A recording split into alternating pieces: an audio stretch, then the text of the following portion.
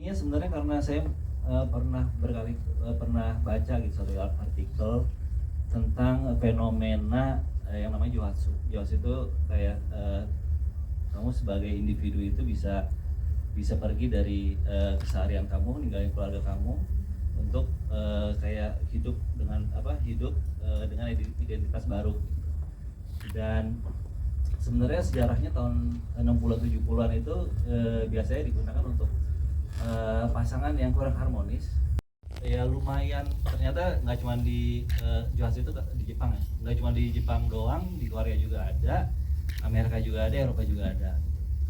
Jadi karena baca artikel itu jadi kepikiran gitu, apa sih rasanya orang yang ditinggalin gitu, apakah mereka punya usaha mencari si orang yang hilang ini gitu.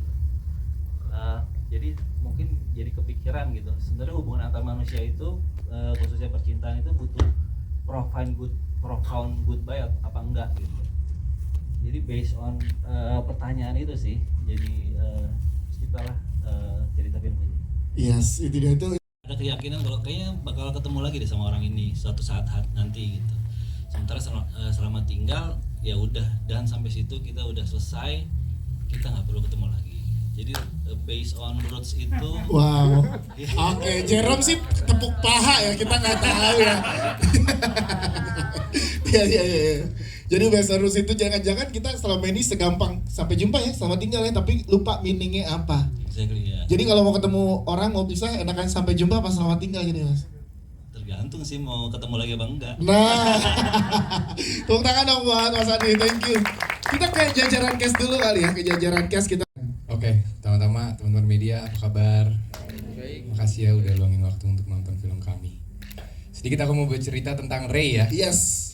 Jadi Ray ini simpelnya dia orang yang lagi rusak, dia lagi sakit, yang diakibatkan oleh trauma berat yang dialami. Dia mempunyai seorang istri. Bayangin aja, lu masih muda, lu menikah dengan satu orang yang lu sayang, yang lu cinta. Tiba-tiba orang itu diambil dadakan. Dan Ray ini adalah orang yang sangat sensitif. Dia bingung gimana ya caranya gue memproses ini semua, dan dia sama sekali nggak bisa. Dia bangun pagi, dia ngelihat rumahnya, dia keinget sama yang udah nggak ada. Dia jalan ke tempat biasa dia belanja, orangnya nggak ada. Selalu keinget. Dan pendalaman karakternya seperti biasa aku membaca skripnya, aku menganalisa, dan tentu aku berdiskusi sama Mas Adri untuk pembentukan karakter Vanya.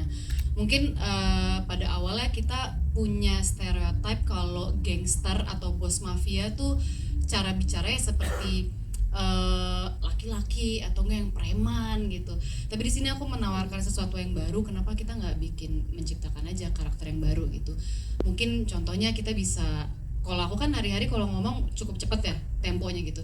Kalau kita lambanin gimana? Kalau dia cara Vanya berbicara kita lambanin, itu menandakan kalau dia itu karakter yang sangat taktis. Dia itu pelan-pelan, dia itu seperti apa ya, predator yang pelan-pelan ingin mencari mangsanya gitu. Jadi dia benar-benar observe mangsanya, dia observe gerak-gerik mangsanya.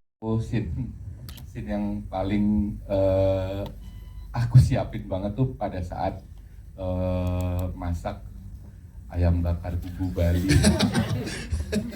Itu sibel banget, itu rasanya kayak keluar aja gitu dengan sendirinya gitu, karena memang latar belakangnya Anto berasal dari Jawa dulunya, TKI yang kemudian pindah ke Korea dan lama di Korea menetap jadi hospitality di sana.